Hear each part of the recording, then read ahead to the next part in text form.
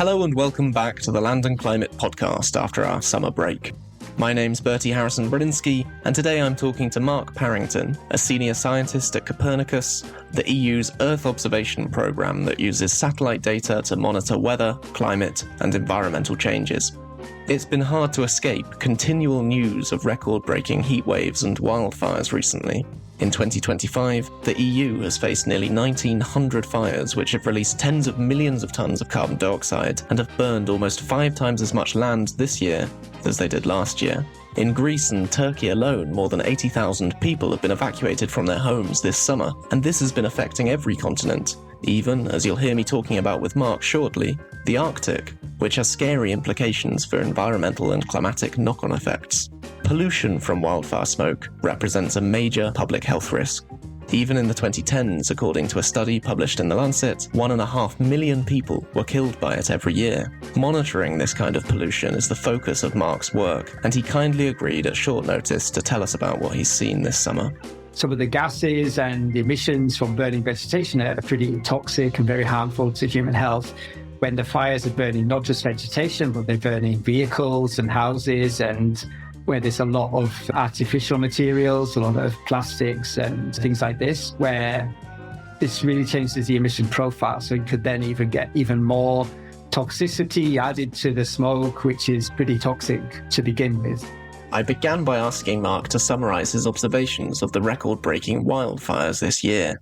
So the last couple of years, we've seen really huge fire emissions coming from Canada at a level that hasn't been seen in a lot of years. This year was no different. So in May, really big fires started burning across central parts of Canada and released a lot of smoke, which actually crossed not just North America, but the North Atlantic and reached Europe. And there was many hazy days at the beginning of June, end of May, beginning of June, particularly in sort of mountainous areas. The Alps, there's some very impressive pictures of the haze and maybe some surface deposition of the smoke. And that's continued all the way through the summer, at least the fires. And then there's been episodes where this smoke's been reaching as far as Europe and a bit beyond.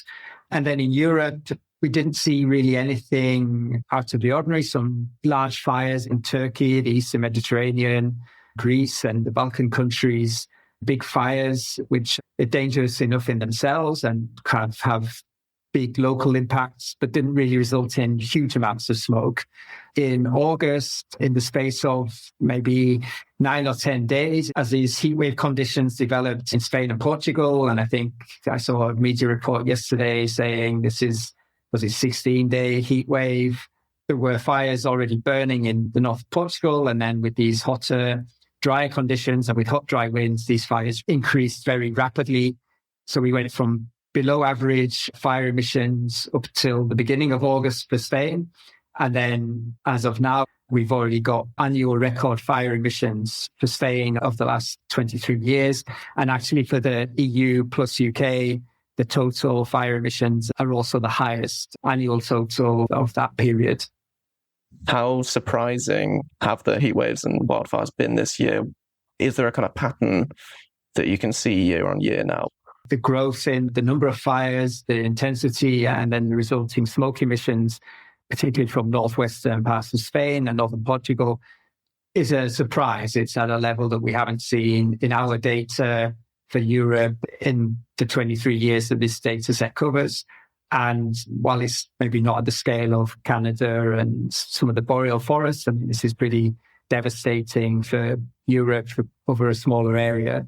And clearly, these fires cause a lot of damage. There's been reported deaths. They've caused a lot of chaos in Spain and Portugal. And then the resulting smoke has been very clear in the satellite imagery. And this only happens when you have fire at such intensity where over many days, where then smoke can accumulate, that you can see it so clearly and see it being transported over a wider region.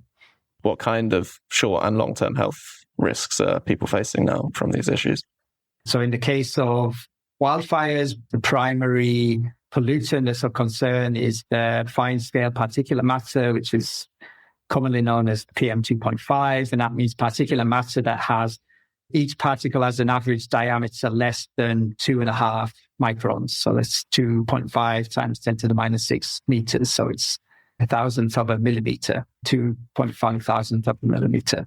These are seen as the more important air pollutants because they have direct impacts on human health. So there's respiratory illness and also cardiovascular disease related to inhaling PM2.5.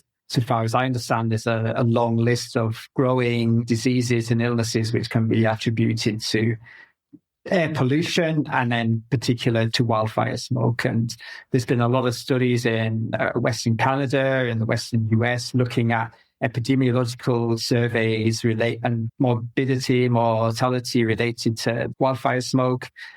You'd expect when there's really large wildfires burning for a long period of time, the smoke accumulates and the exposure increases as a result of that.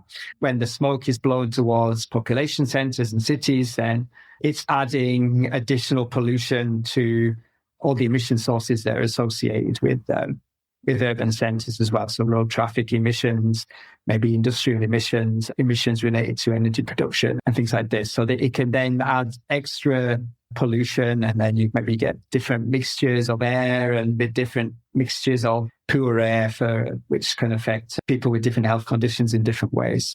When wildfires are occurring more in what we call this wildland-urban interface, so it's coming into towns or human settlements, and there it changes the emission profile. So, for example, the Eaton fire in Los Angeles County in January caused really awful damage, loss of property and loss of life and the impacts that those fires had when they were burning. But also, it's not then just the burning vegetation. And some of the gases and the emissions from burning vegetation are pretty toxic and very harmful to human health. When the fires are burning not just vegetation, but they're burning vehicles and houses, and where there's a lot of artificial materials, a lot of plastics and things like this, where this really changes the emission profile. So you could then even get even more toxicity added to the smoke, which is pretty toxic to begin with.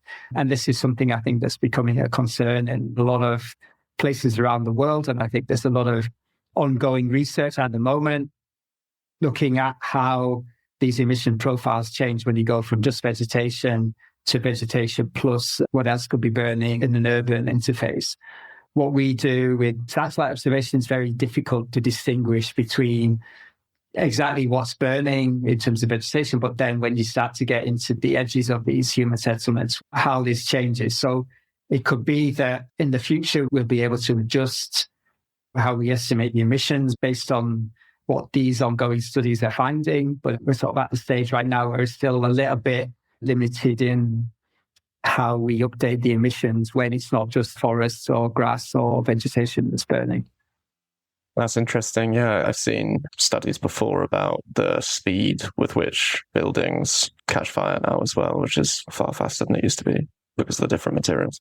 I mean, that's one thing that could be said because it's out there in the media. I think in some parts of the world where they expect fire, then they kind of plan for it in construction and making fire-resistant spaces. I think that was striking from the Los Angeles fires where there's some houses still standing when everything else is gone. But then I guess part of the point is where this is also like an emerging area where it's maybe more difficult in some cases to predict where fires will affect the wildland-urban interface. And I'm just thinking back to the summer of 2022. I mean, there's these big fires in southwestern France, but also in London, right? So in London, in some suburbs, there's grassland fires that got out of control and actually caused damage to property as well. Would you say a little bit about the greenhouse gas impacts of this pollution as well? I suppose there's the compound aspect of losing the trees, as well as the actual emissions that arise directly from the fires. What's the scale of impact that we'd expect? As you say, there's changes then in the land cover, the carbon cycle. And to do that, we need much more detailed carbon cycle monitoring, which isn't really possible in the real time in the way that we're operating. And it takes a longer period of time for the carbon cycle to respond to these kind of fires.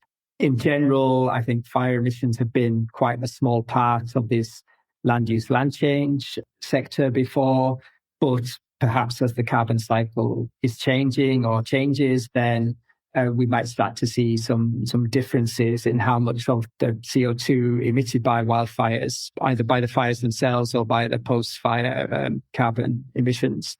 I think for a long time, wildfires were seen as relatively carbon neutral because what burned in the fire season would then regrow the next wet season. But if this is starting to change, and it seems there are studies saying there's already that the land surface is becoming a net source of carbon to the atmosphere, then maybe this changes how fires interact with the carbon cycle and how much CO2 then stays in the atmosphere.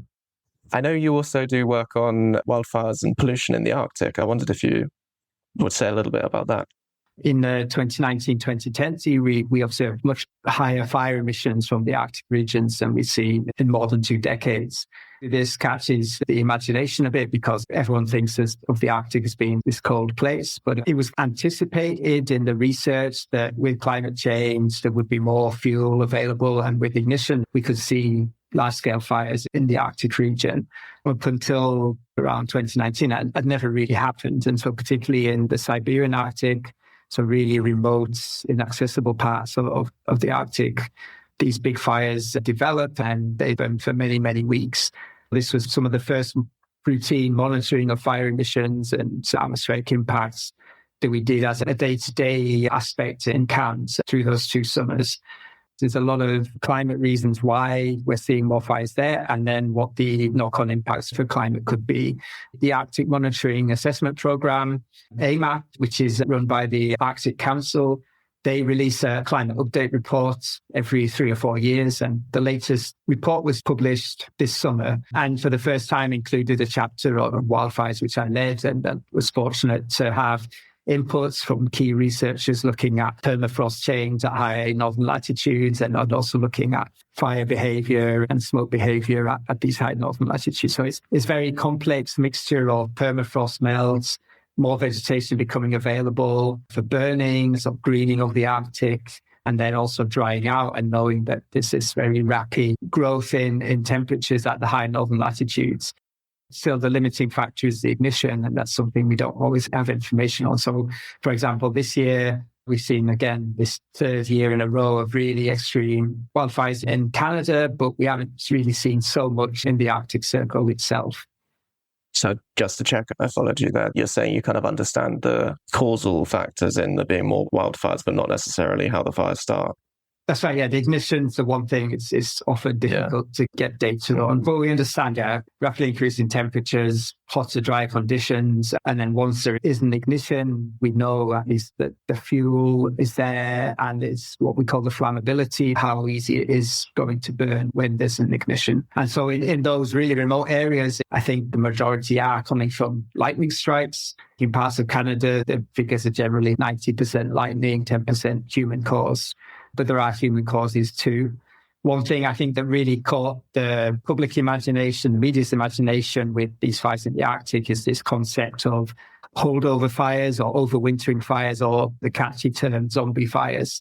So these are fires where there's an ignition in a previous season, and then the embers smolder underground through the winter and then re-emerge on the surface when things warm up and dry out a bit more in the next spring or when the snow's gone. And when we first started doing this monitoring, it was something that was speculated about, and there was some evidence that it happens. But since then, there's been various research groups. I mean, it's not something still, it's very difficult to observe from satellites, but a lot of research has been done into better understanding these kind of fires and what that means for the resulting emissions and the amount of carbon that's going into the atmosphere. And then these feedback loops are where it could accelerate permafrost thaw, where it could maybe lead to changes in albedo and land surface due to sort of deposition. And also what's burning there is things like peat, which has been holding on to this carbon for thousands of years. And when this is thawing out and releasing carbon and then burning and releasing more carbon,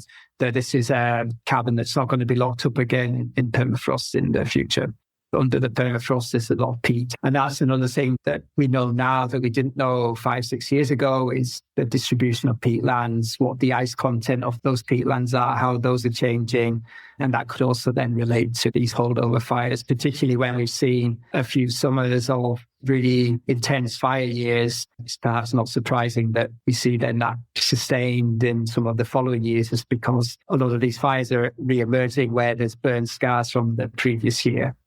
You talked a bit there about the kind of loss of carbon sinks and, again, this greenhouse gas impact. But in the Arctic, where there's less densely populated wildlife as well as fewer humans, what are the kind of impacts of these other pollutants that you were talking about, like PM2.5? There are population centres in these remote places as well, and the smoke impacts on air quality and human health apply for those population centres as well. And there has been studies in recent years which look at the trend in air quality and health impacts in the Arctic regions related to these fires in the high north. Once we get much further north, the PM also has other potential aspects. So in terms of soot being deposited on the sea ice or the Greenland ice sheets, where it could change the albedo and then lead to more rapid melting. But also we have this concept of long-range pollution transport. So some of the gases and particulate matter released in smoke can actually last for several weeks in the atmosphere before it either disperses or is chemically oxidizes away and disappears. And what that means is that under the right meteorological conditions, this smoke can actually be transported thousands of kilometers, where it could then affect population centers in other continents. And I mentioned earlier on that we've seen this smoke crossing the Atlantic over many days in the summer of this year. There's this additional aspect of transboundary pollution. It doesn't just affect people where the fires are burning, that it can also affect people many thousands of kilometers away. My thanks to Mark Parrington for coming on the show, and to Vasco Kostovsky for our audio engineering. You can find links to further reading in the blurb and a lot more on our site at www.landclimate.org. We've got some exciting interviews booked in for the next few months, so stay tuned, and we'll see you again in 2 weeks' time. Until then, thanks for listening.